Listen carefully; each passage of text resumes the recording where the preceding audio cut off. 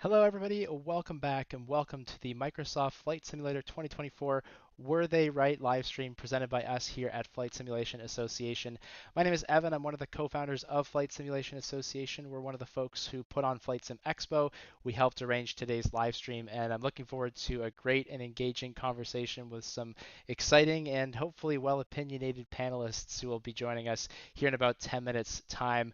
I wanted to just spend a couple minutes as we're getting things going and as people are joining us here on the stream to just share a couple of updates within the Flight Sim Association world and get you all set up for the panel discussion that's going to start here in about 5 or 10 minutes.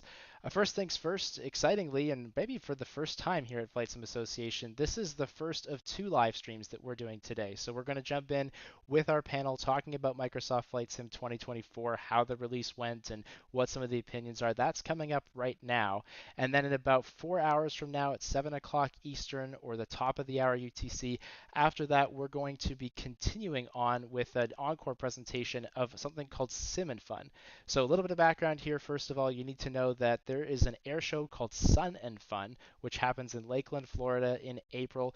We're actually going to be at that air show. We've got a tent or actually a hangar space dedicated to showing off flight sim for real world pilots. So you're going to see us at that show. And what happens in that air show is hundreds of pilots fly their own airplanes right into the air show, which is super cool. And so to help pilots prepare for that, Pilot Edge, which is the online ATC network, a way for you to communicate with real controllers, paid service that you can use to add air traffic control to your flight simulator. Pilot Edge is running this thing called Sim and Fun, where they are going to actually allow you to fly the real procedures that you fly into the air show with the real controllers that are at the air show, all of this in your flight simulator. And the Real Air Show Sun and Fun actually encourages pilots to use Pilot Edge and to practice the procedures so that when they do the real thing, they're all ready to go. It's done with the real air traffic controllers that actually go do the real thing, and it's all available to us here in the flight sim world. So if that's a thing that you're interested in, you want to learn a little bit more maybe about how that works, or if you're planning to go to Sun and Fun, what we're doing later today is a review of how that procedure works to help you get ready for all that. So that's at 7 o'clock right here on our YouTube channel, top of the hour UTC as well, for those of you who are planning to join us. I also wanted to share as we get maybe about 2 or 3 minutes away from getting started here that we have a new benefit for our Flight Sim Association captains. So if you are an FSA captain and you're part of our captain membership program, you now have access to Odyssey Aviation's Adventure Pack subscription. This is a new thing that's really designed to help give purpose to your flight sim flying. So each month they give you a custom created flight plan along with custom scenery available for Microsoft Flight Simulator, and that's sent right to your inbox. It's a paid subscription for those of you who aren't captains, but if you're part of our membership, you get this for free. You don't have to do anything except for sign up. You can scan over on that QR code that you see on the screen to learn a little bit more about Odyssey Aviation. And for those of you FSA captains watching, Larry, I see you said hi in the chat. Super appreciate your support. The FSA captains allow us to run the organization that we do. They help cover the costs of running these webinars, and it unlocks a whole bunch of great discounts and membership perks for you as well. So if you're not an FSA captain and you'd like to learn a little bit more about what that is and how it works, please visit us at flightsimassociation.com or scan that QR code on the screen. And that's one way that you can help to support us here at Flight Sim Association and support some of these webinars and sessions like the one that we're about to get you into right now. And so for those of you who aren't familiar, you may not have seen our previous session. Back in November, of course, we had the release of Microsoft Flight Simulator 2024, and it was a big deal in our community, obviously one of the biggest probably pieces of news that we've had for the past several years. So just before that launch in November, we gathered a bunch of content creators who had gone to Arizona, who had seen the preview, who had a little bit of time in the sim, and we asked them for their opinions, their ideas. We asked them what they thought of the simulator. We asked them what they thought the simulator was going to do for our community, and we asked them how they felt like the launch was going to go. And now we are bringing back some of those panelists to find out if they were right, to see what their experiences have been, to see how much they've been flying the sim so far, to see what their reactions are to it. And so we're excited to be able to hear from them, hear some opinions, and hear some ideas about what the sim may mean for the future of us here in the flight sim community. I'm very thankful to the 5 panelists who are joining us. Unfortunately, we couldn't get everybody back due to a couple of scheduling conflicts. Vashko from MSFS Add-ons, as well as Two-Tone Murphy, who were both with us the first time. Unfortunately, they were not able to join us today. We've got some replacements. And at the last minute, unfortunately, due to a family issue, Sergio from helisimmer.com also wasn't able to join us today. So we've got some new faces and some old faces to share how things have gone with the rollout and the launch of Microsoft Flight Sim 2024 and what you can expect coming up. So with that in mind, to help remind you of what happened, I am going to play a quick recap video, about 3.5 minutes of what we talked about and some of the ideas that were shared on that last stream that we did. And after that, we are going to bring on the panelists and we're going to share some opinions and some ideas about the future of the sim. So I'm going to bring up that video. We'll play that for you so you can see what we said back in November on our last stream, and then I'll be back with the team and the panelists to kick things off on today's live session.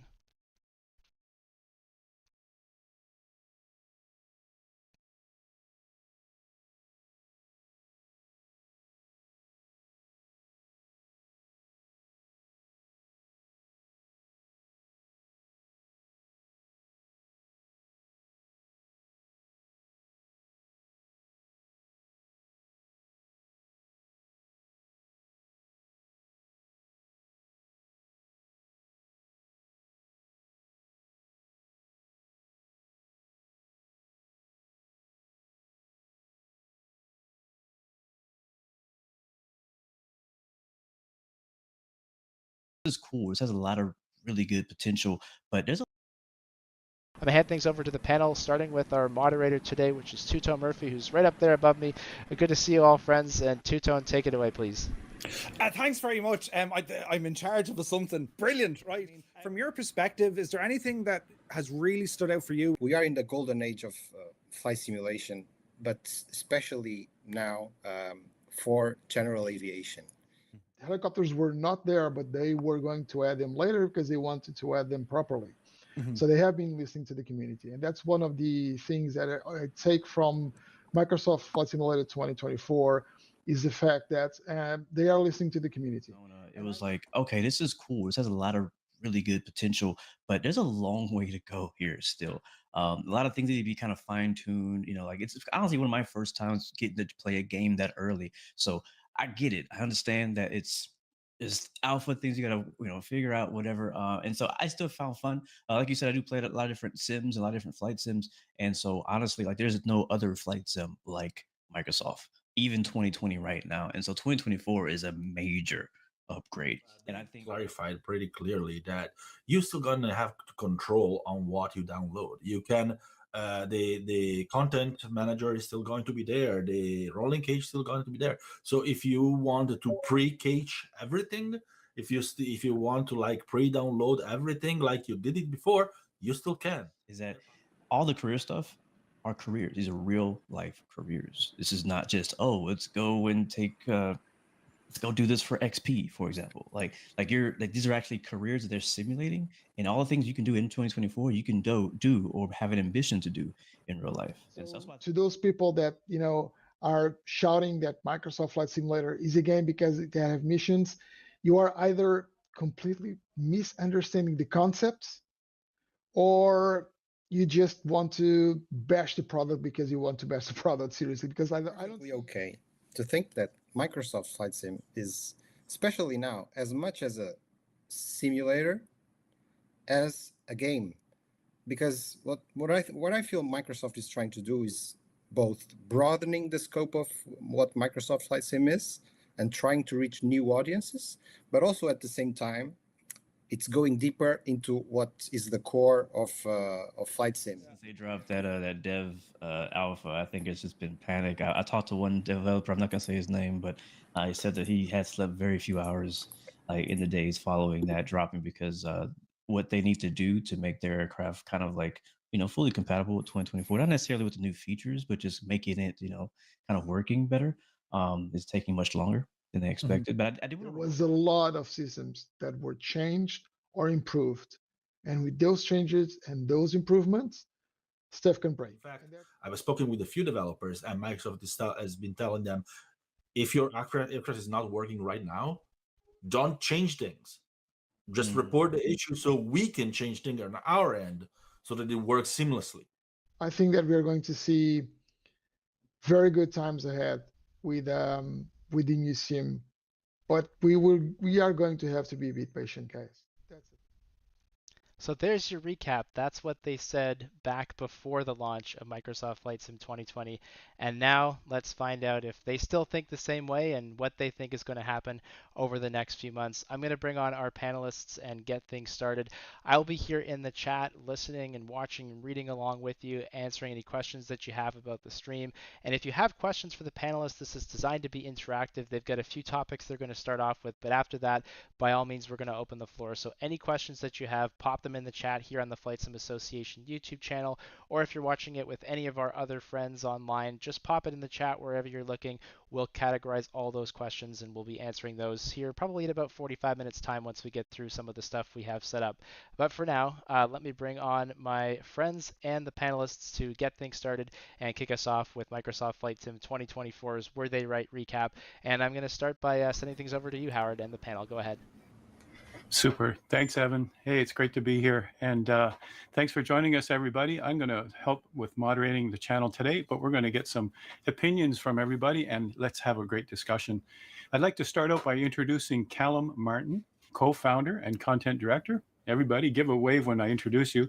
And he's been flight simming since FS 2000 with a mouse and a keyboard, but he loves most types of flying. And we're really glad he's here, co-founder and content director at FS Elite. Hey, yeah, thanks for having us. Can't wait to get into the discussion with everybody here. Next, I'd like to introduce Giuseppe Neva, the editor-in-chief at Simulation Daily and an aviation gaming journalist for 25 years. Welcome, Giuseppe. Hello, and it's Giuseppe, but it's fine. Giuseppe, I keep saying, yeah, he said replace the J, the G with a J. Got it. Okay. Yeah. My it's apologies. Fine. It's glad great. to have you here. Can't wait to have the discussion. You started Hello, flying. everyone. You started flying on the ZX Spectrum, so that's even yeah. before me. So way to go! That's like wow, that's a long time ago for those of us who I know what was that is. 6. And also, I'd like to introduce everybody: Allison Johnson, a retired private pilot in real life and an avid Twitch streamer who recreates historic flights by trailblazing women in aviation, such as Amelia Earhart. Welcome, Allison. Hey, Howard. Nice to be here and with several of you again, sharing the stage at FlightSim Expo. Great to be here. Next up, I just want to do the introductions first, and then we'll get into the questions, you guys. So now I'd like to introduce Blue Games. And a thrill-seeking aviation enthusiast, Blue flies everything from airliners and fighter jets, bush planes, helicopters. Let's just say this, if it moves fast, Blue can drive it. Welcome, Blue. That's accurate, but thank you for having me again, guys. Good to be here. And I think we have covered all 4 of you. Yeah, that's great. So what we want to do now is we want to ask some of the questions, and we've got a few that we have ready to go first that we're going to ask the panelists and have their opinions from them. And then we'll address the questions, as Evan said, in the chat, in the various forums that we have chat going right now. So by all means, to those of you who are watching right now, put your questions in there and we'll summarize those and ask those to the panel as time permits. So what I'd like to start with first, so here we go with question number 1, everybody. Let's talk about the launch. Shall we just open that up right away? Because, you know, as I think it gives some great examples of what to do that perhaps other large titles would be looking at. So the question to everybody here is, what do you think of the first week of MSFS 2024? The first week of the launch. We'll start with you, Allison. What do you think about that? Oh, so I'm going to be critical, but the first week was not great. You know, too many people had too many problems. They worked on it. They kept us informed, but I really think that perhaps things should have been done better. Personally, I think they could have staggered the launch. I think they could have certainly not released it to Game Pass on day 1, which meant a lot of people couldn't get in. Database locks, that's a historical thing that everyone's had since time immemorial. You're never going to get past those. If they could fix those, Oracle would have already done so. But it was unfortunate, but it didn't go well in my opinion. But they did keep us informed. Okay, and Giuseppe, what do you think about that? The first week of the launch. I was among the lucky people that got pretty much past the most problems on day 2. So luckily, I was like, after day 2, I had a pretty smooth experience. Of course, I could hear like people screaming from all over the place. So it's that of course it was smooth for me, and it was smooth for other people. But I'm sure it was smooth for everyone. I know it got very big regional differences. Like I think Calum is gonna have a very different opinion, since it was in the UK, and the UK looks like was one of the worst affected regions. Personally, I'm in Italy, so in the South Europe, I think it went pretty much better. But yeah, personally, I didn't have that many problems as other people. I still had some problems. I still had some hangups in day 1. Still had some issues. Still had texture that didn't load. And then my problems were not related to the cloud or the internet, but were related to bugs after that.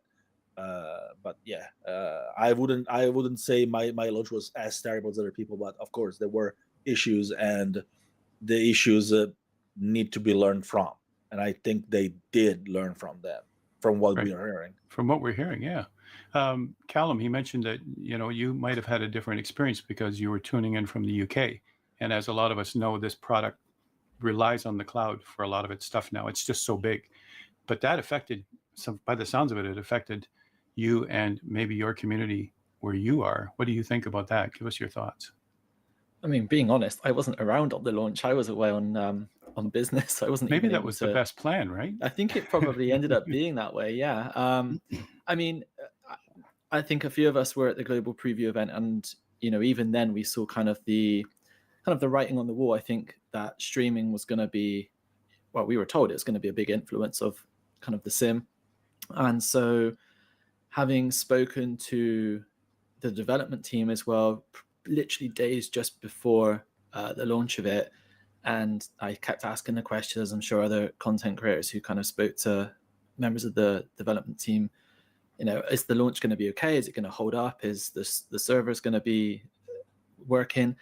And they repeatedly said yes. And then even subsequent conversations after that, it was not to do with the server, it's to do with the caching. I mean, there's probably a multitude of different reasons as to why it kind of fumbled at launch, and it sucks, and it is a big shame. But as a flight simmer who's been doing this for years and years and years, I mean, I kind of expected something to not go smoothly, because I think that's just kind of the industry that we're in, and it sucks. But I think experience has taught me that I'm not going to try a flight sim on day 1, because there's just going to be some sort of problem, and that's okay. I mean, it's kind of the way it's then fixed in the future. So yeah, a shame it kind of launched the way it did, and I think it kind of left a sour taste, and I think it's been a hard pill for people to swallow, but I think it's about what the future holds that is the most exciting thing for me. Thanks for that, Calum. Blue, I don't want to leave you out. I've asked 3 already, so I'm going to ask you also for your opinion of that first week launch. We might not be able to ask all our questions to all 4 of you, but I think to start off with, it would be appropriate to have your opinion too about what you thought about that launch week. Yeah, for sure. I'm gonna be honest. I'm gonna be short too. I think it was a disaster. It was disappointing, just like Calum. We've been flight simming for years, and this is like our game. This is our sim. This is our main thing. We put our lives into this. We love this, and for our game, like a lot of games bomb, right? It happens, and we're like, oh, that sucks for them. But then for our sim, our thing to be so exciting, and then on day 1, like can't even play it. It was just really disappointing. So yeah, disaster. The org and the team admitted that. They fessed up to it. I respect that they actually took credit, for that. I was a part of Club 97 or Club 97%, being stuck. I was stuck on trying to just get into the game for the first 8+ hours before I could even play it. So I did not have a good first day. And then after that, when I was able to play, I was able to, there's a lot of great things about it, right? But it was very obvious that it wasn't done. I jumped straight into career mode. I had placeholder text. I had, aircraft spawning upside down, just various things that probably would have been caught if there was a beta. So my honest thoughts is that they just should have did a beta period, just like they did with 2020, and they would have found a lot of this stuff. And I think that they should have pushed the release back by several months. That's my thoughts. Yeah, I have to agree with you, honestly, Blue. That's it. Every other product Microsoft puts out, they have a beta period. So what happens? So, we all do wonder that. What I'd like to do is move to the next question, which actually is a really good segue into what's happened since then. Where do we think MSFS 2024 is now? And there's like a multiple questions here, but let's just say this: where is it right now? Is it stable? Does it replace 2020? And this is, these are certainly questions that can raise a lot of blood pressure for people. That's for sure. But it'd be great to just openly talk about that here. And I'd like to start with you, Calum, just to add this. If users haven't upgraded yet, should they? And is it a stable platform that replaces 2020? Let's take those two questions and make them into one right now. I can give you an answer. No. Again, I've been in flight sim for years. When a version of something is released, I don't immediately jump because there's going to be a bunch of add-ons that I religiously use that are not going to be compatible with the next iteration of the sim.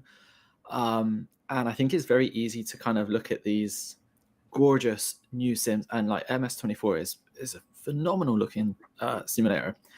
But again, it comes with the caveat of that the things that I like to use all the time in a flight sim is just not going to be ready for it. So for me, I don't think it's worthwhile jumping. I have it installed and I certainly dabble, and I certainly kind of have things that I'm slowly migrating and kind of getting used to. But right now, my sim of choice is still 2020. It's stable. It has all the add-ons that I want to use and fly. But I can also appreciate that, when Microsoft kind of introduced FlightSim 2020 to the world and opened it up to the Xbox audience, for many on Xbox, pretty much everyone on Xbox, this is probably their first experience of kind of seeing an iteration of a flight sim. And I am totally sure that, as soon as 24 was released, a lot of people did uninstall 2020 thinking, I'm going to just jump straight into kind of where I left off, and probably came away a little bit disappointed. But again, as an experienced flight sim, it just takes a little bit of time for it to kind of come around and be okay again. So I don't think it's a stable platform at the moment. I know Sim Update 1 is still in its beta period, and we kind of all expected it to be a public available at Sim Update. But as we've heard from Jorg and other developers on their live streams and through their blogs, the lesson that they learned with 24, and I think what we've mentioned is to not release something unless it is really stable for many people. And I think that's the lesson they really took away from the launch of 24, and they're going to implement that with the Sim Update. So yeah, it's kind of annoying it's not out yet, but then they're damned if they do and they're damned if they don't, because if they release it and it's buggy as hell, we'd only moan about it. But if they then make us wait for longer, we're still going to moan about it. So yeah, that's my take on it. I don't think it's ready. So your short answer, Calum, is no, right? That was your short answer to start with, right? He's like, no, if they haven't upgraded yet, should they? And your short answer was no, I think is the summary there, yeah. So for the rest of you, the three of you that are left here, what would you like to add to that question? Is it a stable platform? And let's get your opinions on, if users haven't upgraded yet, should they? No, I agree with Calum right now. So there's two no's, yeah? Yep, there's a reason for that, is that like you, Howard, I have people flying along with me all the time. In 2024 right now, I can't see anyone, because if you get more than 10 kilometers away, you can't see anyone. It becomes a very lonely sim.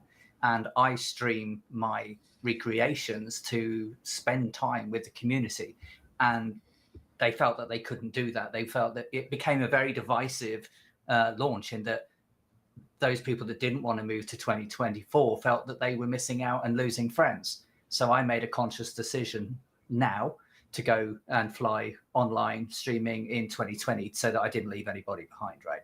However, off stream, I'm involved in the beta. In 2020, I was never involved in betas, because of course you couldn't then multi-stream with your community if by the time your stream came around. They've had a few patches. It's been a bit ropey at times. You can now see people over 100 kilometers away. It's no longer lonely. I'm flying over airports, in airliners, in GA, in helicopters, and you can see people. It's also a lot more smooth now than it was. So I think people are going to see a big change in Sim Update 1. I think that they're right to delay it until it's absolutely right to go. So I'm confident, and having seen it through the beta phases, I think that they're going in the right direction. Just don't release it until the foundations are solid. Good. That's a good And statement. I agree with her. It sucks that the beta's been pushed back, but I think that new motto, right, is like, don't push it out until it's done, until it's ready. Right. And I think that's the mistake they made with 24 initially, and they were really burned by that, right? And so now, even with the update, exactly, now even with the updates, like, all right, we got to test the heck out of this thing. Even when we make tiny changes, test it. And I don't like waiting for them, but it's got to happen. That's the only way we're going to get stable version. That's the only way 2024 is going to evolve and become stable over time. And so I agree. To answer the question, do I recommend 2024 like to upgrade? I personally mainly fly 2024 when I can, and it really depends on the add-on, because I've realized that I fly very few default aircraft in 2020 or 24. And so it's like, if I want to fly 777, I'm in 2020 because that's the only place I can do that, right? If I want to fly the H-way Comanche, which I freaking love, I'm gonna do that in 2020 because that's the only place that I can do that. But when those planes are available in 24, that's where I'm gonna prefer to do that, right?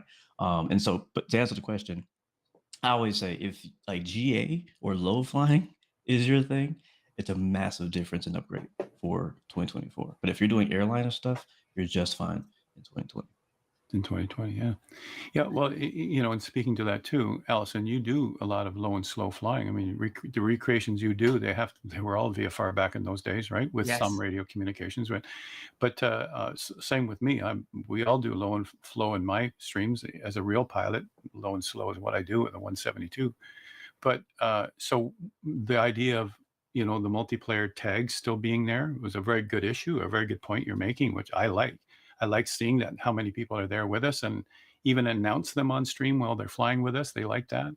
And I can see that in testing beta, I can see that they fixed that distance for your multiplayer tags. And they fixed a lot of the dynamics that are in, the flight dynamics themselves. I could speak to that for quite a while here too. And I might do a little bit of that too, just to give you guys an idea of what's different in the 2020 and 2024 from an instructor perspective.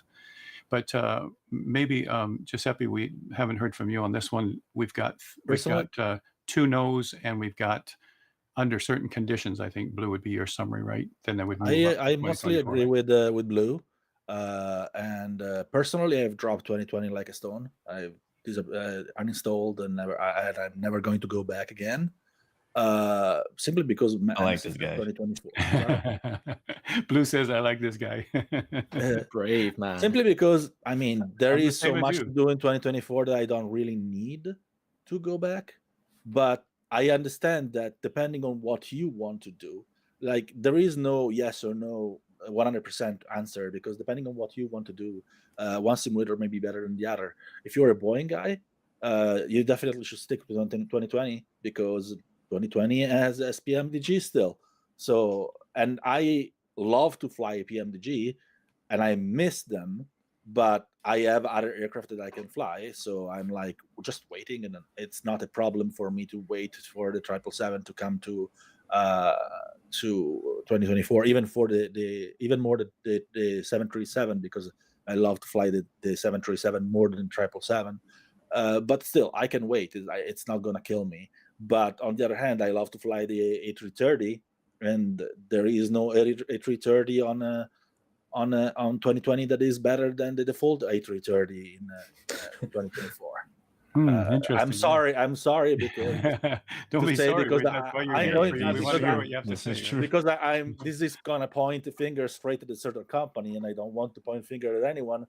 Right. But unfortunately, like the 3030 is kind of missing in unless you, I mean, the valiant efforts of certain freeware developers to have a flyable and enjoyable A330 in 2020 are great, but I think the in-built 3030 is like solid. So at least it's solid for me. So I enjoy flying it a lot. Phoenix works, so I enjoy that as well. I would say I'm a 50% airliner guy and a 50% general aviation guy. There is a ton of really solid general aviation aircraft in 2024 among the the default and among the freeware, because they've been coming. So I'm being satisfied with what I have to fly.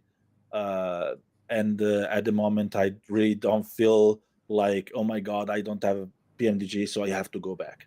I would love PMDG to come back, and I hope that it's coming soon.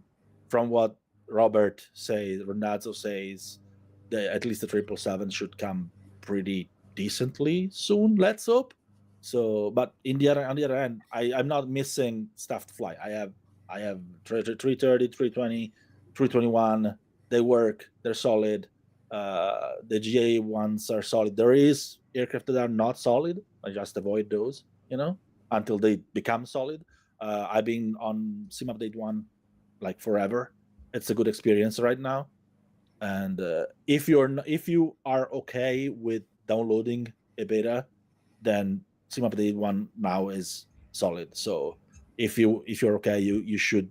And one thing that I always say, if you're passionate and you know that you're gonna be on 2024 at some point, then there is no real reason to delay getting it, because you're getting it at some point. So unless you're really waiting for a sale or something, or if you have Game Pass or whatever, there is no reason not to try it. Yeah, can I just pitch in one more thing real quick? My reason for actually joining the Sim Update 1 beta was basically how much worse could it get? Right? Like my experience. Got a point, right? Yeah. My experience in the current version, the stable version, was it was like, nah, it was so bad. I was like, might as well do the beta. It can't get any worse than it already is. But I want to make a point though, back on 2020, is I think that we actually, all of us, probably have taken for granted how good 2020 is when 24 came out, because a lot of us went back to 2020, and when I went back to 2020 after 24 came out and I was flying my 2020 planes, I was like, man, this is, for one, like, it's not graphically a massive downgrade, and then two, it's just an all-around smooth experience. You have all of your add-ons now, you know what I'm saying? You got all your sceneries working. 2020 matured in a beautiful way in that 4 or 5 years or whatever. And 24 is I think it's gonna happen as well, but it's gonna take some time. So I just want to kind of throw that in there as well, as far as kind of giving 2020 some credit. Yeah, I agree with you. Did you know you can fly the Comanche in 2024 though, Blue? It works I'm gonna fine. have to try that today. He says you can. I'm installing it right now. Yeah. I'm going. You absolutely can. He loves that plane. Yeah, he loves that. I've been flying it for weeks, so it's fine. So I do want to mention about realism, you guys. One of the things that really blew me away, I'm the same as you, Giuseppe. When I moved to 24, I kept 2020. I still have it on my system. I have it on multiple systems. And I do testing on Xbox. I do testing on my laptop and on PC. And I have different versions of the sim and all of that in beta. So I get this really rounded idea of how good it works and how well it's been doing. And quite honestly, I haven't gone back to 2020. I thought I would. It's still here on my system. There's no reason to get rid of it. And I thought I would be doing comparison screens all the time for people on my stream, and I'm not. I'm just having a ball with, career mode itself, which isn't for everybody. But I've been doing activities in career mode I never would have done in free flight. Can you go put out fires on a mountain? Can you go rescue someone off a mountainside, sitting 60 degrees on a mountainside with a winch? All these things that we're doing in activity mode or in career mode, give me variety now other than free flight. I'm still doing free flights every Saturday with my group, but and I'm doing lessons on Tuesday. I'm doing all these things still, but now I'm doing all this extra variety. I do at least a mission a day just for fun. So I'm looking at the vegetation. We've been up in Iceland. We've been over in the Alps. We've been all of these places where, wow, people actually think that's a photograph I took when it's just a screen snap. So there's so many newer things that make it the wow factor. And to me, it has to be a wow factor, or why would you move? But so apart from, the glitches and the things that could go wrong, and sorry, everybody, I think I have an airplane going over my head right now, so there might be some extra noise here. But apart from all of that, the realism is there. Looking deeper, which we won't go today, but going deeper into the sim itself, when you look at the new wake turbulence, the multi-threaded, the less impact on performance, when you look at some of the stuff, the surface aerodynamics, I can land in a desert to pick up a person who needs to be rescued. And when I take off, I can hit a rock and bounce over and flip the plane. in real life, you can hit a rock and bounce over and hit and kill the plane. And, you know, so those things are, okay, now I have to actually watch the terrain as I take off. Where's my best takeoff? I have to turn into wind. I've got to make sure there's no rocks in front of me. And it's like, wow, it's getting real. It's getting more real than it was, apart from all of the, you know, the hiccups that we've been seeing along the way. So just from a realism perspective, when I'm teaching spins or I'm teaching, you know, a forward slip into a runway without flaps, these things need to be taught. And it's nice that we can do that in the sim better now without any excuses for the sim. So I'm completely sold on moving forward with all of the things they've changed, even the things under the covers that people haven't realized yet, because they may not even care about forward slips. They might not care about landing in a crosswind properly. So those things don't really matter to everybody. And then there's others too who need to have the reward of career mode. They need to break in the money for doing it right, you know, apart from that. So there's some who will gravitate towards that also. So I just wanted to speak a bit about the realism, because I have to show that realism to my students when I'm doing lessons and stuff like that. And I think that gives a little different perspective than the average simmer. Yeah, I totally agree with you there. I mean, doing a forward slip in 2024 is so much different and controlled than it is in 2020. You know, they're pretty now. Yeah. There's also the fact that 2024 it has a lot of innovations in terms of technology. But the funny thing is that many, like, they have been presented to us as innovations because they are innovations of flight simulation, but it had been playing catch up with the rest of the gaming industry. Like, for instance, like what are they doing with modular thing and LODs and all that. If you look at games like that from 5 years ago, 6 years ago, 10 years ago, they were already there. They'd never been there in flight simulation. And my hardware performance in 2024 is much better because of that, because it's actually using my hardware as it should be used As it should of be used. Yeah, that's a good brute statement. forcing things that, Right. because the 2020 was still so much based on the FSFX engine. 24 still is, but not as much. So it's using my hardware a lot better. Yeah, huge difference. I mean, we have community flyers that are running 1660 cards are running better than they ever did in 2020, when they used to have frame rates at like 10 frames per second. Now they're back up again 30 and 40 frames, and they're just, wow, I can still keep my same card. Well, I mean, a 1660 is still below the minimum recommended, but still, they're actually happy to hear that their hardware will work better in 24 than it did in 2020. And that's due to, you know, underlying architecture and how they've designed it. One of the reasons they had to design it from the ground up, right? 2024 actually runs on my Asus ROG Ally, like the portable one, with 8 gigabytes of RAM, and 2020 does not. So that's, you know, these are good things to know, you guys, and from us who wring it out and spend hundreds of hours, right? Yeah.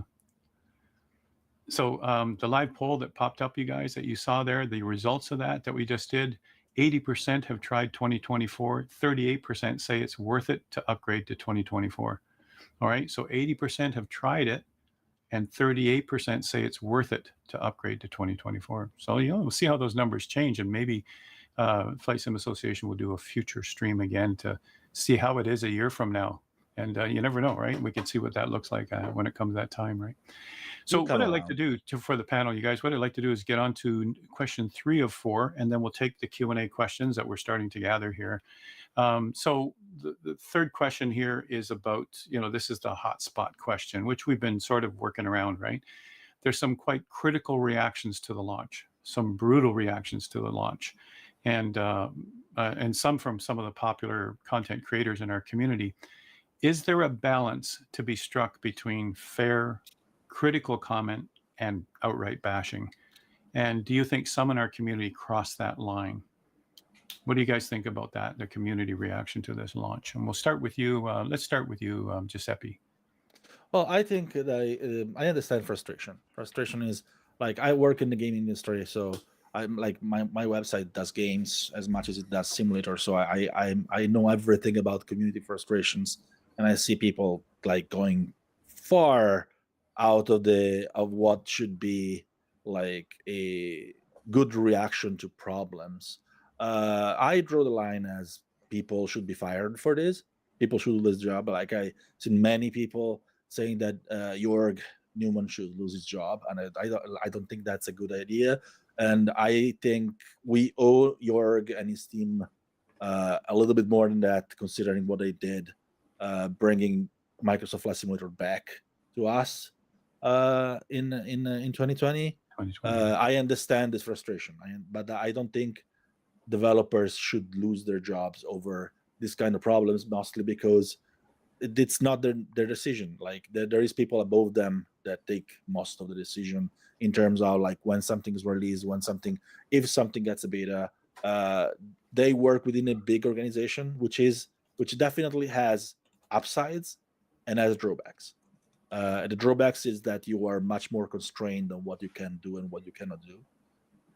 I do not personally, for instance, I do not think they said, "Oh, we don't want to do a beta because we don't want to do a beta." They probably had some kind of constraint there that they had to work around, or they simply say, or someone above them simply say the sim is called Microsoft Flight Simulator 2024, so you have to release in 2024. No question about it. Like you're working above Jorg, there is Matt Booty, which is the head of Xbox Studios. Above him there is Phil Spencer. Above him there is Satya Nadella. So there is a lot of like people above. In the end, I think we as and I'm concluding. So we as flight simmers, we are better served by not having people losing their job over this and continuing to do their job and like put in the learnings they have from this disaster, instead of like people, like refreshing the development team completely, and then we are like starting from scratch, losing a ton of experience and talent. I have to agree, like completely. I don't think people realize just how lucky we are to have someone like the Asobo team, like the Microsoft team, who really stand up for us as flight simmers in order to for us to have these flight sims. Because looking at the video game industry right now, there's redundancies being made all the time. Studios are closing left and right, and not just studios that are with failing games, with really successful both critically and financially, they're closing down all the time. So to have Asobo still continue to work on the flight sim franchise like they have, and for as long as they have, through sim updates, through world updates, through all these aircraft updates, through having all these different partners create all these new aircraft as well. It wasn't a successful launch, as we kind of discussed already, but to kind of call out people and say, certain people should be fired, or certain studios should shut down, or certain focuses should be shifted or changed, they're kind of off the mark completely. And I, for one, wouldn't want to see anyone fired. If anything, this is just fuel for those teams to kind of take all that feedback and improve the sim. And kind of like what Blue was saying earlier, I mean, look back at 2020 and how far that's come. When that came out in August 2020, it was fine. And then 5 sim updates later, we're now on Xbox, and there was a bit of turbulence then, but like we're on sim update, I think 12 or 13 now, and it's a solid simulator that is, stable for the most part, with great content. The SDK is kind of really helpful now for a lot of developers, and 24 is going to get there. It's just going to take a bit of time, and this is what all the devs have said. So just have some patience, be positive, help people who need support, and we're going to get there eventually. So yeah, I think don't need to cross any lines and get people fired. That's just ridiculous. If anything, we should be like super grateful that someone is really, or people are back in our corner as a sim community. Cool. What do you think? Again, the question: do you think some in our community crossed the line and went into full bashing mode, etc.? Those of you we haven't heard of yet, Alison, what are your thoughts on that? Yeah, I think they did cross the line. There is nothing wrong with being constructively critical. There's a passion, there's a love for flight sim. We all want it to be brilliant. There was a lot of hype. We listened to that hype. A lot of people believe the hype. And as some of them said here, the sim has matured. It's, we're nearly into the 5th year of the sim. And a lot of people are forgetting what 2020 was like when it launched. I had an AMD card. I could hardly fly for 30 minutes at a time before it CTD'd and crashed. And that was very much the case for many of us until at least Sim Update 5, when the support for Xbox came in and they added AMD optimization. At that point, it was way better. And now, over 4 years, we now have a very mature, very solid product. And I think everyone was expecting that plus. But believing people should be fired is not constructive. Right. Give your feedback. They have listened. They do respond. Just be nice. It doesn't hurt to be nice, but still be critical. You can still say, I've stood up. I've said on my streams, it's not for me yet. It's not for us yet because I'd leave too many people behind. And they should have done X, Y, and Z. But at no point have we ever said, well, God, people should lose their jobs. That's beyond the pale, in my opinion. I'm gonna pitch in here just That's a good. quick second. This I might be a saw you little perking up there. Yeah, this might be a little counterproductive. I don't think you should say people need to be fired per se. But I do think changes need to happen, right? It's a leadership thing, right? Obviously there were mistakes made with this release. Some of the decisions weren't the right decisions. I don't know if people didn't research correctly to know how many people were coming in. I don't know, right? Only their company and who's in leadership there knows where the breakdown was that caused this issue. And we kind of talked about this before the show, and I think Giuseppe mentioned this, was that there's higher ups, right, than Jorg, for example, right? Jorg is the guy we see. He's our face of Microsoft Flight Sim. But as we know, they are basically a Xbox game studio, right? And Xbox and Microsoft are much bigger entities. And there's people up top pulling strings. And I'm sure, I've met Jorg in person. I will defend him because I feel like I've seen his heart. I've met him even outside of a gaming context, right? And I feel like he probably is trying to stand up and defend for us and possibly losing in this particular fight. So I don't want to completely throw him under the bus for this, but again, I think they do need to be held accountable, though, right? Wherever that breakdown was, whoever it was, it might have been above, right? Maybe Jorg or somebody said, "Hey, man, this ain't ready. We shouldn't release," and somebody else was like, "Just send it." Like the money's already there, the marketing dollars are already there. You know what I'm saying? Like that conversation happened somewhere. I don't know who, but that conversation had to have happened. It's when we got the sim, it was, blind obvious that it was not ready when we got it.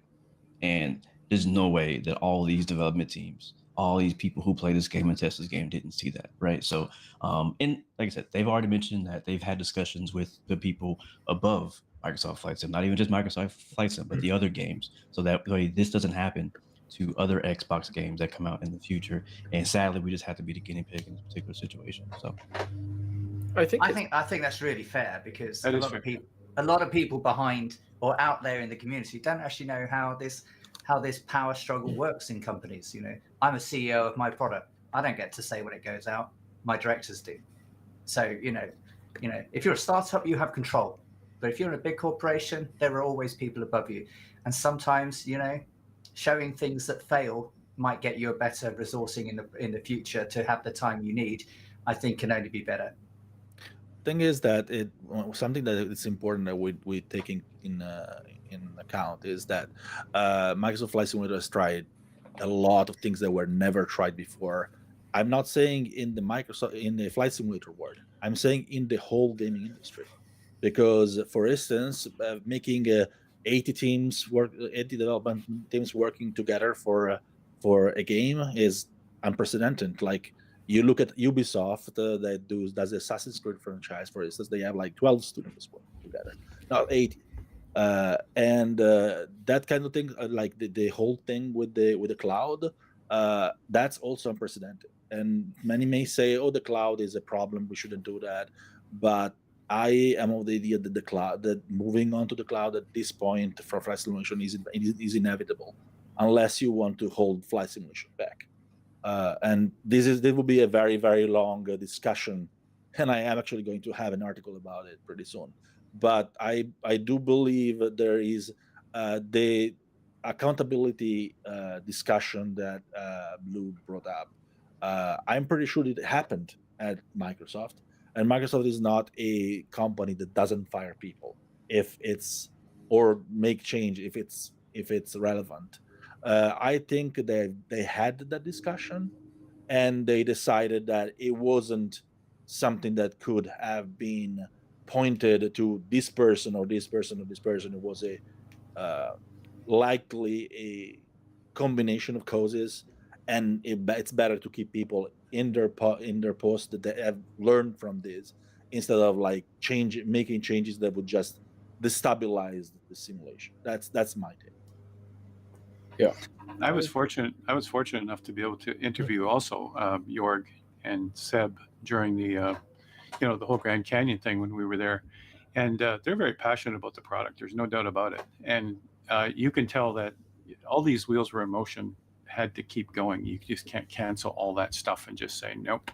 And even that, you got to take into account, everybody. We've said this before, even before the stream started today, that the product's been labeled 2024. It had to get released in 2024. Everything's been stamped with 2024. All their marketing materials, all their product, everything, logos, you name it. There's all the pressure of all of that. So, it had to come out the door and then deal with it. And so that's what we're doing. And here we are with a delayed update, which should have happened on the 18th.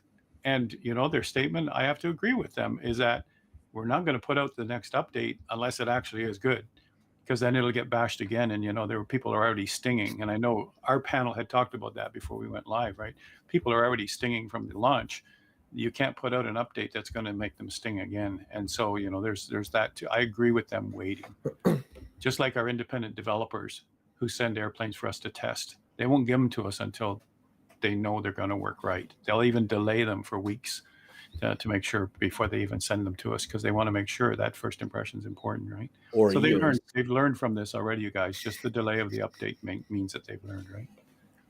I think it was very telling that this launch was very different from 2020. I mean, thinking back to kind of the build up to it, I mean, the global preview event we had for 2020 happened about a year before the sim came out. So it's like September, and then it came out in August the following year.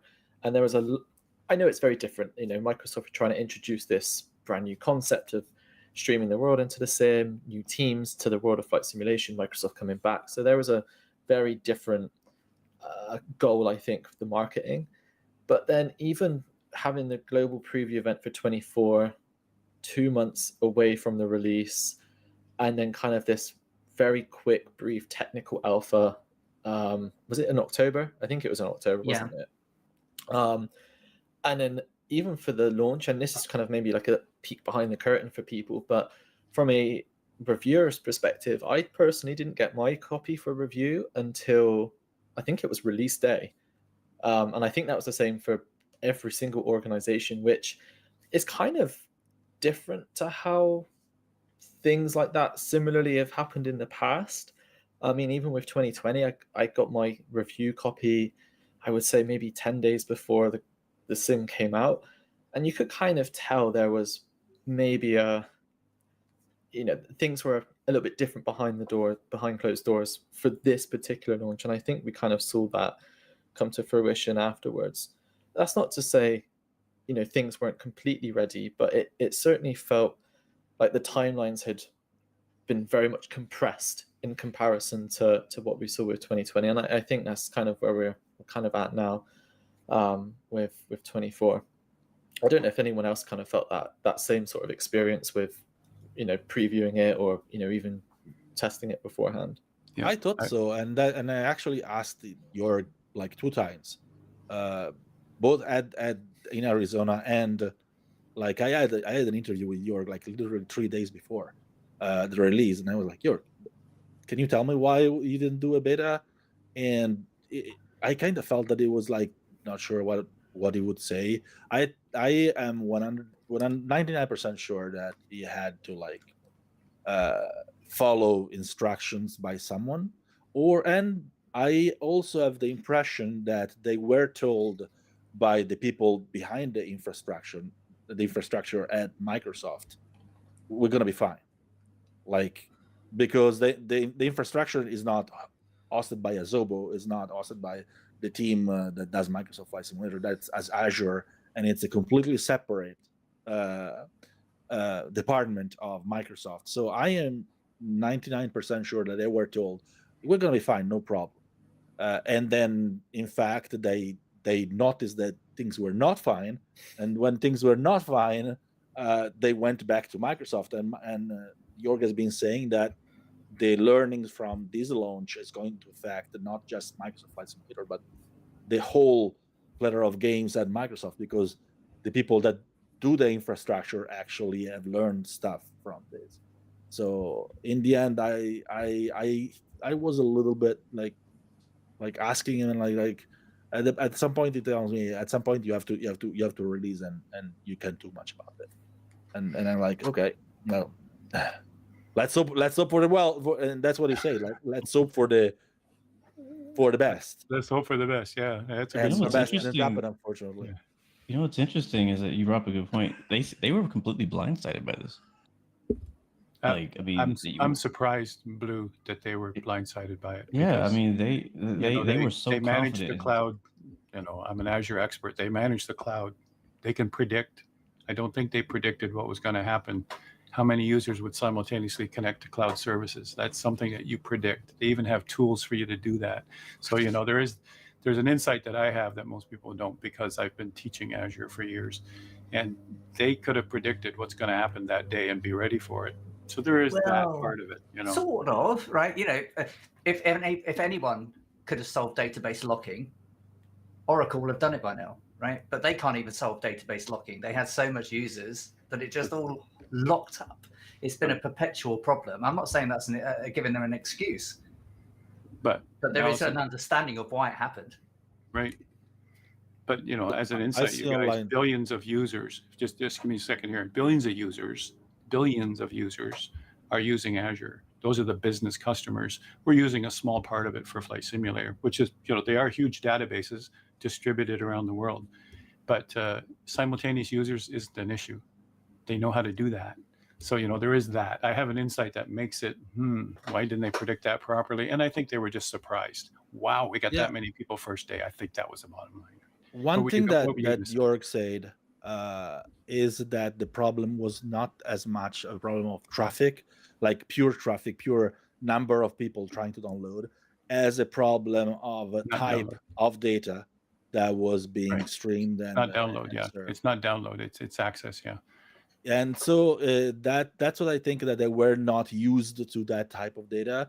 So people that do Azure are like probably considered this kind of traffic the same that they receive normally from their business traffic, from their normal customers, and it wasn't. So now they've learned, and hopefully it won't happen anymore. Let's they hope say that next if they do it again, they're going to have a year of beta, and I welcome that, definitely. Yep. I think a lot of people welcome it. I think a lot of people have learned from this also, right? Let me just let me go to the next question. We do have some questions. Some questions are waiting from our chat too, so we'll address those in a minute, everybody. I want to mention our planned fourth question for the panel. If we can have each of you chime in on this. In November, you guys mentioned, or some of you mentioned in November on the panel, that it would take time for add-ons to transition to 24. And now we've had some time to see this, right? With the marketplace soon to be released and with updates coming soon, as we know, any day sort of thing, how is the add-on landscape for MSFS 2024 looking? And Blue, let's start with you, and we'll just go around from there. All right. What are you thinking about that? How's the add-on from a non-developer perspective? It doesn't look good. Okay. I mean, I would love to hear from an actual dev, like, how's it going for them? Like, what have they been working on for the last 3-4 months? But as a person who just flight sim, and I'm waiting for those add-ons to come to 2024, I've seen very little movement. We hear announcements from different big developers saying, hey guys, we're going to charge, or we're not going to charge for our add-ons, or we're working on it, this and that, which is good. I know that the guys are not just sitting on their hands. A few developers have figured out how to get their product working and thriving in 24. Very few though. And so I think, this is just my prediction, this could all change. We learn when Sim Update 1 comes out, but I think that many developers are hard at work. They're using Sim Update 1 beta and all the SDK improvements. I'm not sure if you guys noticed how many SDK improvements have been in these Sim Update 1 betas. That's where the real like he is. Like I know, like when you look at the list of what's changing in the changelog of Sim Update 1, it doesn't sound that great, to be honest. I'm like, there's some things on there I still wish was there. Like VR is not until Sim Update 2. But the SDK, people are having this massive learning curve where they are trying to figure out how to get their aircraft into career mode. How do I make my aircraft work with firefighting? How do I use the wear and tear system? How do I just get it to work? Yeah. And the documentation from what I'm seeing hasn't been that great because they literally were working on how that even works up till release day. So all that was changing up until release day. So now they're finally putting that SDK information out there. People actually work out. So that's what I'm looking forward to still. So I don't have an answer really, except for so far it's not been good. Like I said, I have to go back to 2020. It's like some of my favorite planes because they're still 3 months later not. But another example of this too, Blue, is when you see, like Alison, also Cirrus airplanes, as many of us know, have a parachute system. And there's a big, you were just mentioning this earlier, right, Alison, is that there's a big red button on the ceiling in the Cirrus. If the pilot is incapacitated, they can push that red button. Those of us who've studied that airplane know about that button. In 2020, what are you going to do with that, right? In 2024, they have a parachute deployment system right from the SimVars, and physically simulated. And Cirrus airplanes are the first ones that'll use that. It's a parachute system for the whole airplane, and it auto lands. There's two things there: it either auto lands or it actually uses a parachute system. And this is a safety thing about Cirrus airplanes that now is a reality in 24. But do the developers who make these planes for 24 know those new SimVars and know those new features and how to make them happen? And there's why there's a delay so far, because they're still learning how to refine that before they actually let us have it, right? I think that's part of it too. They're learning, like you said, Blue. They're learning, and they're just, now we're going to see products flood the market. Just like when they finally put helicopters native in 2020, all of a sudden there's a flood of helicopters. And I said to people, look out, here they come. And certainly we got them.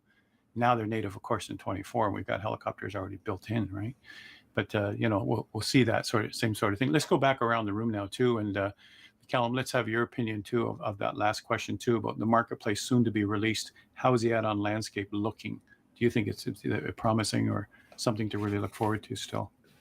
Yeah, I think it's always going to be promising. Again, I think back to what 2020 had, and when that marketplace came out, we had 2 or 3 add-ons. And then we saw a catapult of thousands of add-ons eventually.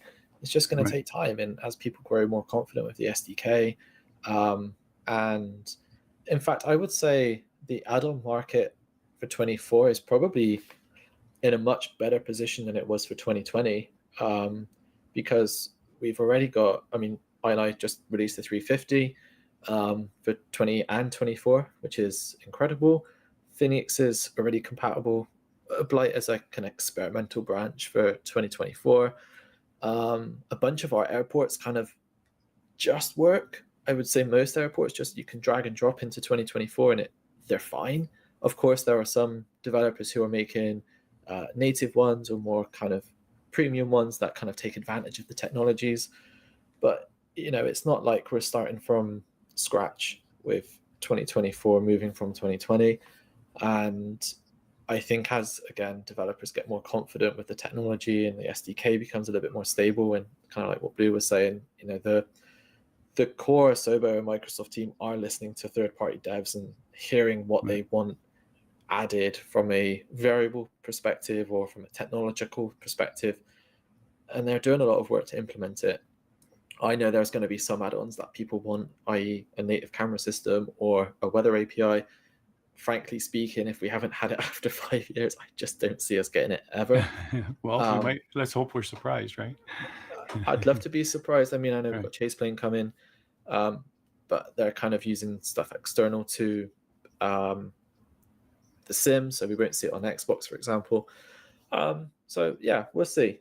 I think we're in a strong position. We're going to have a great sim, and I think it's just about developers adapting to modern technology, what modern gaming engines have been using, as Giuseppe was saying, for the last 5-6 years. So once they start to do that, we're going to see some amazing add-ons. I just saw the trailer for AnyBuilds Heathrow, and some of the level of detail. I'm at Heathrow Airport tomorrow, and I can tell you exactly what check-in desk I'm going to based on that trailer. So yeah, it's that's cool. it's going to be an exciting time. So Yes.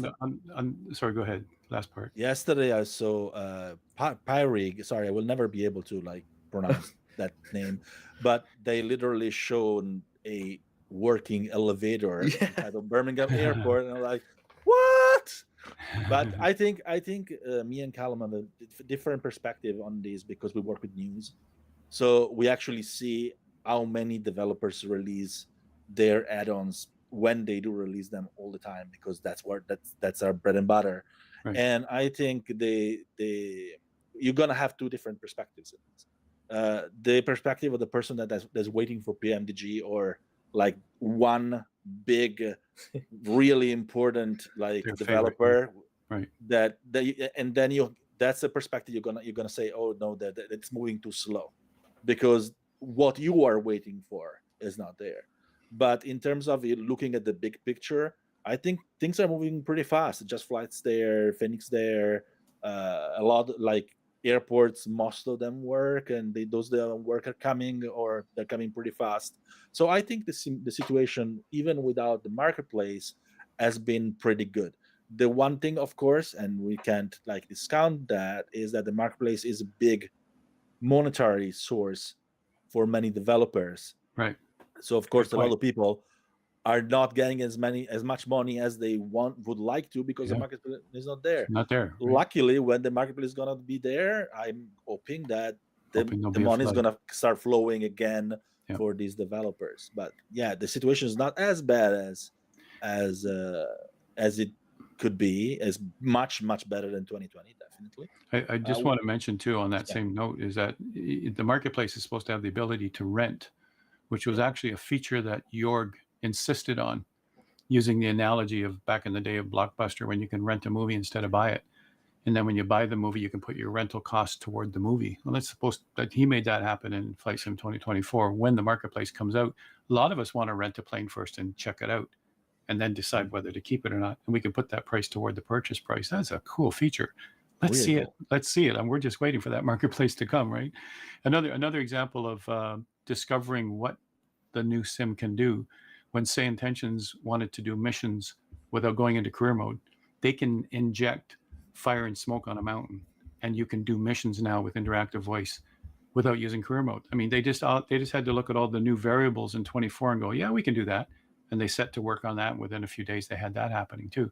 You can now do missions there. So they're discovering, and they're making their products and refining their products, and we're going to see the market just flood, I think. Alison, your thought on that before we go on to Q&A? And sorry, I'm pretty much with Blue. Okay. I think that we're missing quite a bit. However, we've had new planes, we've had new things.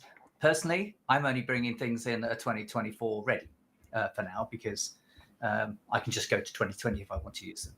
Right. But the A350 is in there, and I'm flying her, and I love her. So I'm more ready for utilities. There's a lot of utilities that we grew to love, right?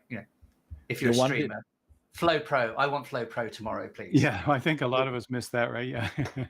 The one thing I would add, the last thing I would add is about the weather APA. We thought we'll never get Chase Plane, and Chase Plane is coming. So you never know. Let me do some of the questions, you guys. We only have about 13 minutes left in the stream, so I just want to make sure we cover some of the questions from the Q&A and chat in the various chats that we have here. One of them here, I think his name. Let me just have a look here. Captain Jet Salt says, how long until you think MSFS 2024 will overtake 2020 in terms of active users?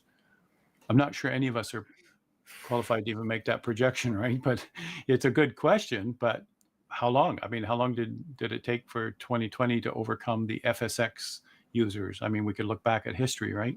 Anybody want to take a stab at that question?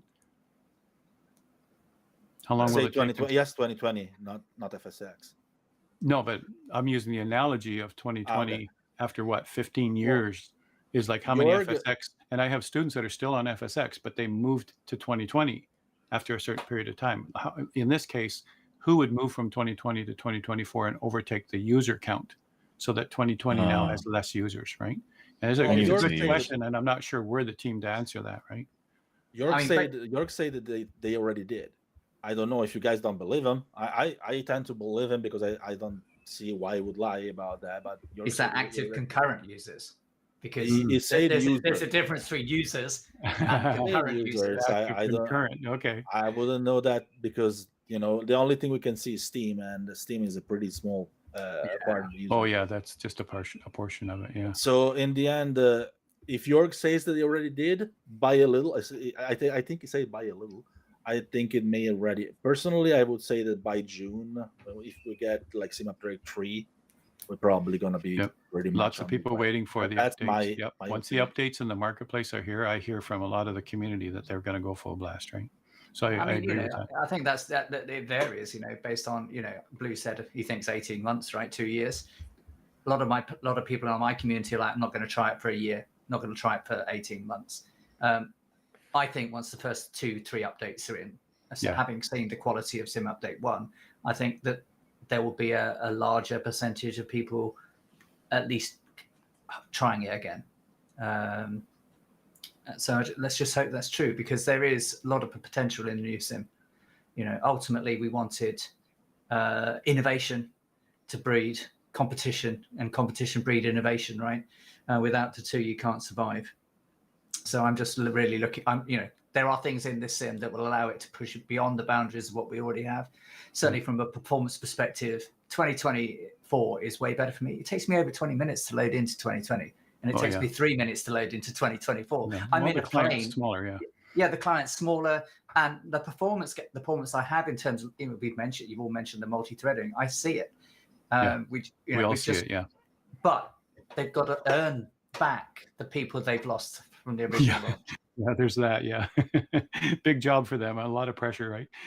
One of the questions here that Evan has posted for me here. Some think it took time for 2020 to improve after the initial release, as we have mentioned here on the stream, you guys. Do you guys think we should have that mindset for FS24, or should we have expected FS24 to be polished on release? Well, just open that up. Well, I don't think, right. So I think everyone expected an amazing, polished super release. It's software. I think that you have to have a certain expectation that there will always be bugs. It's software. Even if they do a beta, there will always be bugs. Was that expectation unrealistic by users who'd listened to the marketing, to the hype? It's subjective, and it's subjective in the person as they appear to have it, right? I think that probably we did deserve a little bit more polish, but that if they didn't have the time to do betas and hold the release until it was right, then we weren't going to get that anyway, even if we'd have hoped for it. Maybe we could ask a question in chat, you guys, about if, let's say this to everybody who's in chat right now and to the panel too, right? If we got to be the FS 2024 producer for a week, if we were the producer for a week, what bugs and or feature requests would you want to fix or implement first? So we'll go around the room while people are typing that in, right? What do you guys think? We'll start with you, Calum, and we'll go right around the panel here. What would you, if you were the producer for a week, what bugs and or feature requests would you fix or implement first? I mean, bugs, I have no idea, because I don't know. But in terms of features, my biggest like bugbear with it is the career mode. I wanted to love career mode because I thought the idea of fighting fires and finding tornadoes and all the rest of it we saw in the E3 trailer, or not E3, good God, the Xbox Bethesda trailer, that looked super cool. But then career mode just is, you have to go through so many hoops to even get there, and I honestly can't be bothered with some of the flights and things I have to do. I just want to fly and put out a fire.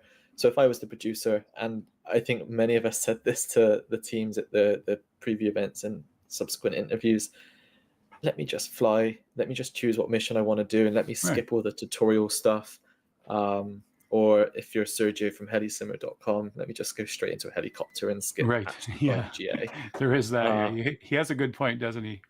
Yeah, that for me would be the thing I would like to have maybe seen a bit more focus on. And I know that we've kind of seen some of the stats for a lot of people are still using career mode, which is really promising to see that. Obviously, if people are using it, then there's going to probably be a focus on making that section of the sim I even got better hundreds in of the hours future. in it, and I'm a pilot in real life. I got hundreds of hours in career mode, loving it, absolutely loving it.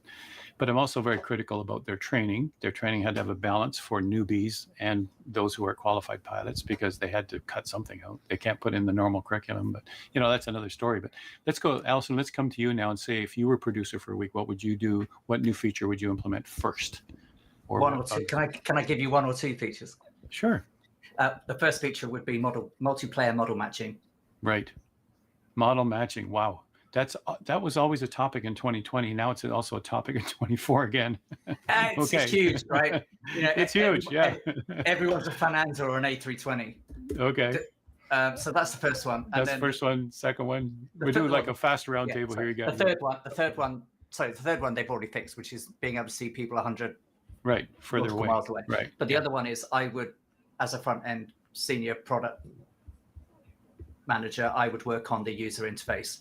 It's not as intuitive as it could be. Maybe in the control section. I don't know. Yes, in the control section. Am I reading your mind? I would rework it. Yeah. Yeah. Okay. Those are good ones. I'll mention some that came from chat, but let me just go across the room here. Giuseppe, what did you? So mine is gonna be a little weird, I suppose, a little my niche. I would really push. I know you're saying that they want to first fix the bugs and then do new features. But personally, my bugbear in this is the traffic. Traffic needs to be much better, and they put so much effort. I mean, AI traffic. They put so much effort in creating some beautiful AI models, and they are not used properly. I think, and I'm sorry if I'm going to offend some people here. I think they need to either drop or drop their partner they have in doing the AI data, and get Flightradar 24 as a partner, because it has all the data that they need to do traffic properly.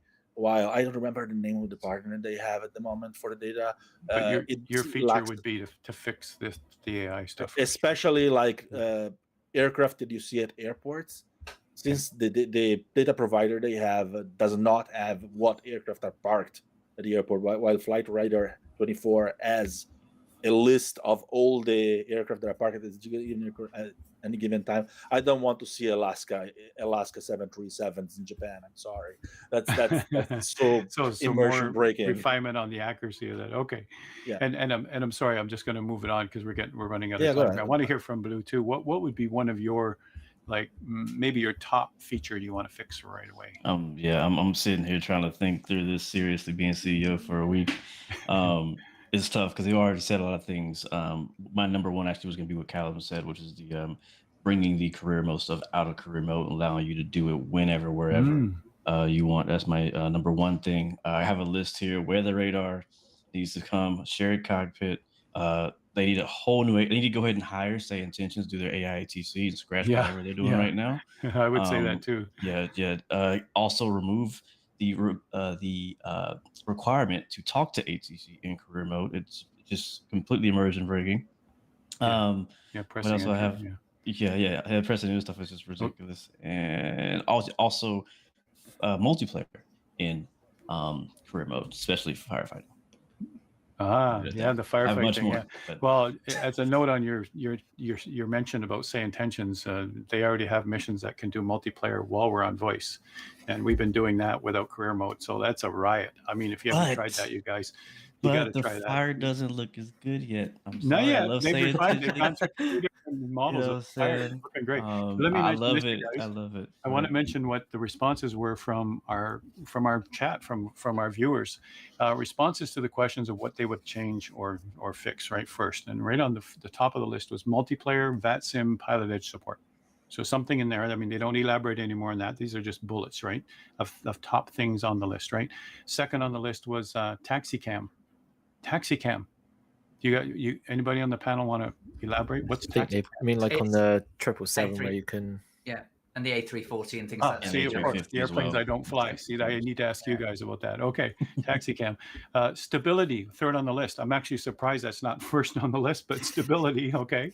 Those The taxi cams are VRAM, important. yeah, the VRAM, fixed VR. VRAM and fixed VR. Well, I think it was a VRAM bug that they're addressing in beta, but you know, and then fixed VR. I have some people saying how much they love VR, but I've also heard also on the dev streams from Microsoft about how in chat, every second chat was fix VR, fix VR. So I think there's still an issue there. Any of you guys here on the panel do VR and can speak to that?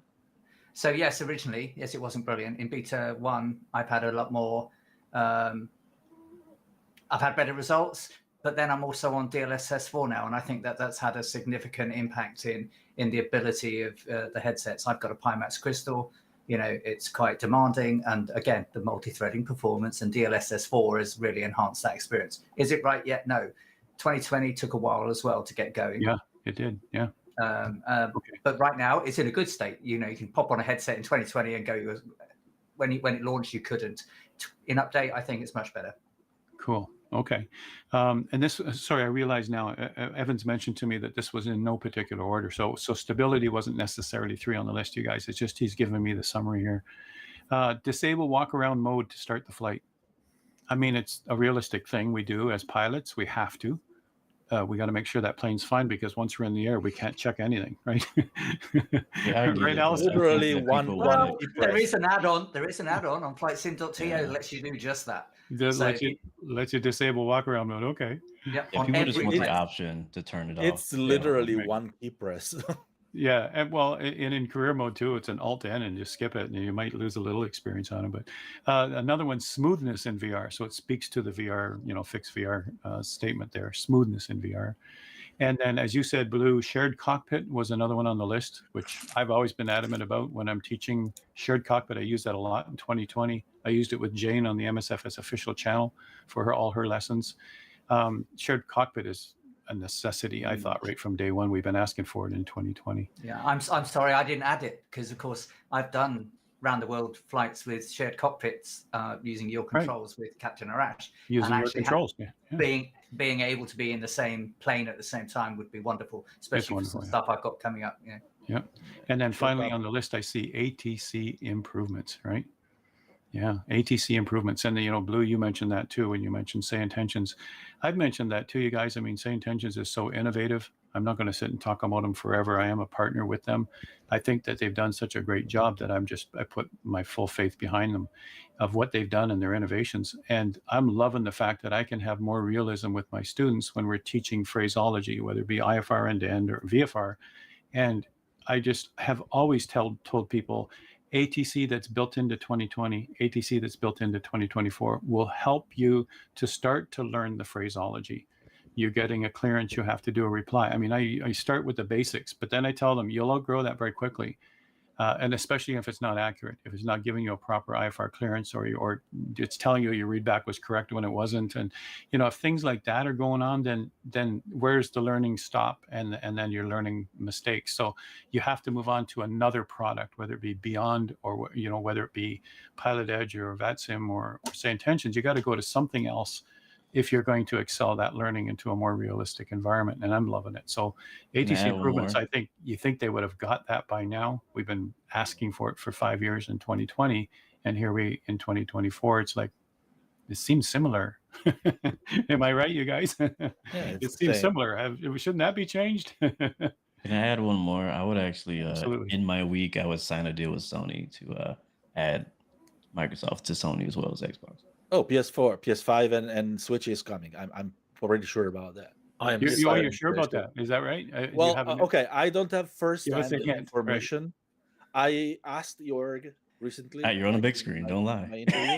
Yeah. No, I asked him on screen on record, and he told me that he was thinking that the first Microsoft Flight Simulator was on many platforms.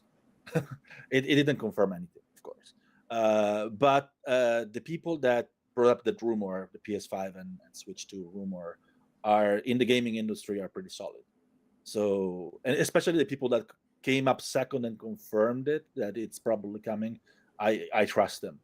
So I don't have any. Again, I don't have any Me too. first-hand information, but I trust these people. I do too. And, The and, one thing and I think a good backup of that is that it's just been confirmed that Forza, one of Xbox's Exactly. favorite games, is coming to PS5 as well. So they're not completely against crossing over. They got their money on Xbox already. Now, like, hey, let's get some more money. No on something. game is Yeah. off the table.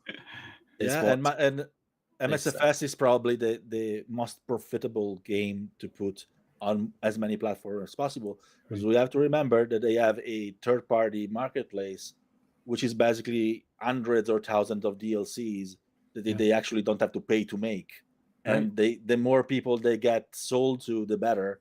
The one thing that I would say, we are going to probably have to wait a long time for shared cockpit, at least a year from what I've been told during interviews by Jorg.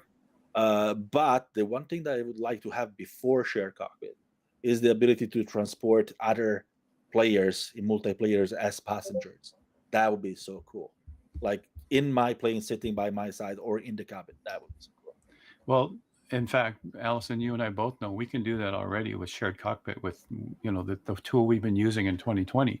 You can actually put as many people as you want, although most times I just have me and a student or me and someone else, right?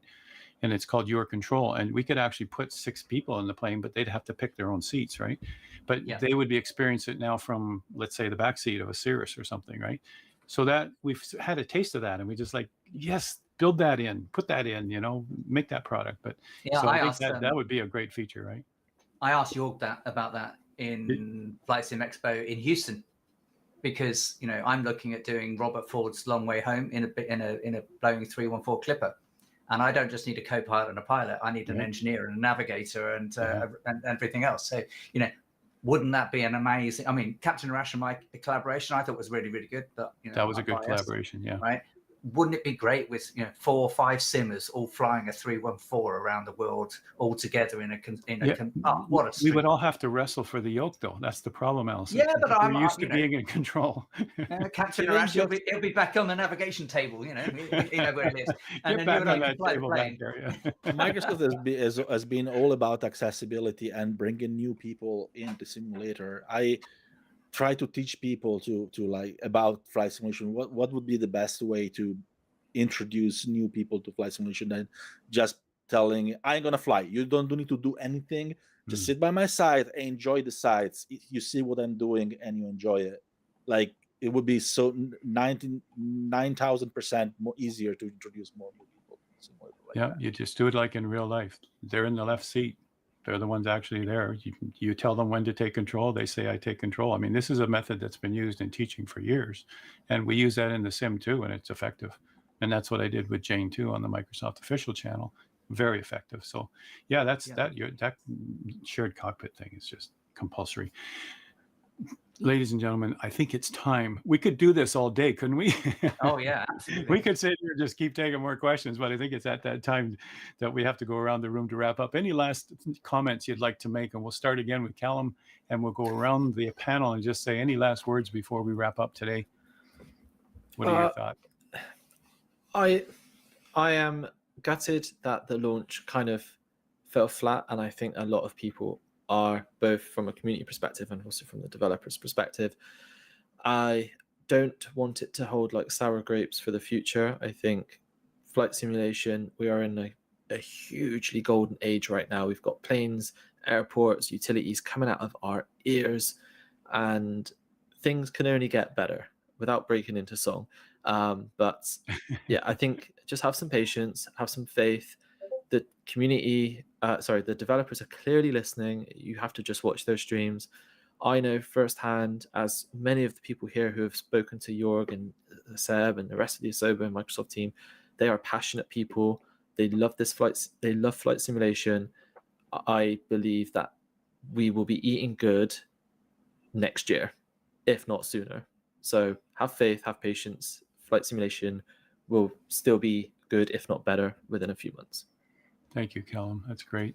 Blue, what are your last thoughts here as we wrap up?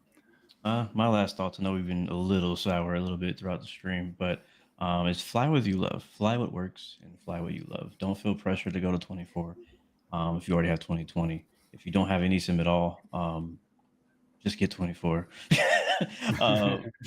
But seriously, like just fly what works, fly what you enjoy, fly what you love. It's a golden age, like you said, in flight sim. We have more planes, more add-ons, more airports that have ever existed in flight sim. It's Even- amazing, especially if you have both sims. If you have both 2020 and 24. I mean, there's very few planes we're missing. Yeah. We're looking forward to some stuff, right? Like 757 and a few other planes that don't exist currently in the sim. But for the most part, we have pretty much everything we've been asking for the past Dash 4, 5, thank 6 you. years. Please, Yeah, please, there you go. developers, give me Dash 4. Yeah, Give me yeah. dash So 4. it's good. So I say this: fly what you love. With That's a us really for good 2020, and just stick in there, right? Hold in there until Fly what you love. Yeah, that's a this good next way to do it. update comes out, and I do believe it is going to get better. So, Allison, your thoughts on this and closing? How do you follow Blue on that one? I mean, It's like, wow, fly what you love. I mean, it's like, that's a great message. Yeah, because right. I'm putting it on a poster. Yeah, that's exactly. right. Fly what you love. Let's put up Just be patient. 2020 took its time to get what it is, right? It is. It will get True. better. We will have a marketplace. We will have all the add-ons we love. It's just going to take a little bit of time. But while you've got that time, you've got both sims. Just do what you have to. Do what you enjoy. There's no point in doing anything that you don't enjoy. The sim is a passion. We've all had it. Once you've got bitten by it, you can't give it up. But right. Just have a little bit of patience. I think it's been through a rough patch. But I think that, we've had the best hardware we've had. Force feedback is coming back now that all the patent wars have gone. We've got some great planes coming. We've got, some super add-ons, coming. Chase plane. I've been waiting for that for ages. It will be there. It's an exciting time. It is an exciting time, but we just have to a little bit of patience. And Giuseppe, last thoughts? Yeah, so I have to apologize to Blue for interrupting, and I actually, but I had to literally take the occasion to beg any developer that's listening to give us a Dash 8. Actually, I mean Dash 8, not Dash 4, of course. I was wondering. I was going to say Dash 8, but I didn't want to. Yeah, it was a Dash 8. Okay, you I want was 4? confused when you Okay, said you go 4. for the 4. I'm going for the 8.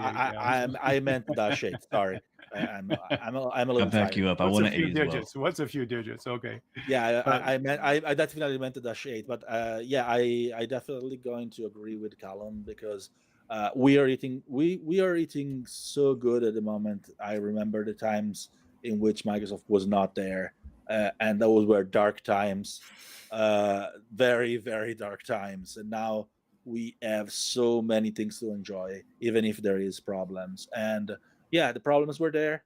Lessons have been learned. I'm sure they have been learned very, very, very clearly. So now we just have to wait. I think by June this year, maybe July, with Sim Update 3, we're going to be much in a better shape. But even just with Sim Update 3, 2, if it comes in April or May, I feel like it's going to be a good time. So yeah, let's just wait for the lesson learned. Let's just wait for the lesson learned to take hold, and you see it's gonna be good. And as Super Typhon says on my channel, he says the Dash 4 is actually the DHC4. You think about how the word Dash 8 came about, you guys. Dash 7. It was actually the symbol dash and then the 8, the symbol dash and then the 4. So the Dash 4 is really the DHC4, which is there already, right? Oh yeah, Dash 4 is there. It was a good point. Thanks, Super Ty. You guys, one last thing, and here we go. I'm going to go right around the room with a yes or no. How many of you are going to FS weekend? I'm not.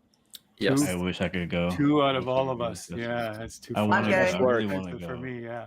Okay. I wish for too much work. Here's the second question to finish up. How many of us in the panel are going to FS Expo? Coming in Not June. this year. Not this year. I don't know. was America's far. Yeah, see, It's not that far. It's the pond that's dividing us, right? FS weekend, there's 2, and there's 3 of us going to FS Expo. Hey, so we're that'll be aviation. We fun have in planes. June, There's you no guys. That'll be excuses great. for being far. Anyway, You go I to wish. Japan, you Maybe. can get to America. I want to thank all of you for your comments and for your interactivity. I want to also thank Evan for having all of us here and letting us just speak our minds on whatever's going to happen. Nothing was scripted except some structure about how it's going to go today. And I really appreciate you having us join in and participate. So thanks a lot, Evan, for having us. Well, thank you, Howard, and to the entire panel for the great conversation and discussion. And of course, my webcam has decided that now is the time it wants to stop working. So you can hear my voice, but you can't see me, but I am here. And on behalf of all of us here at Flight Simulation Association, super appreciate y'all being with us this afternoon. Great questions in the chat, great conversation today. And for the panelists who were involved with their opinions, it was just great for me to be able to listen to and share and just hang out with you guys for a little bit. Again, I'm supposed to be on the screen. I apologize for being audio only here, but I will say just a couple quick things as we wrap up.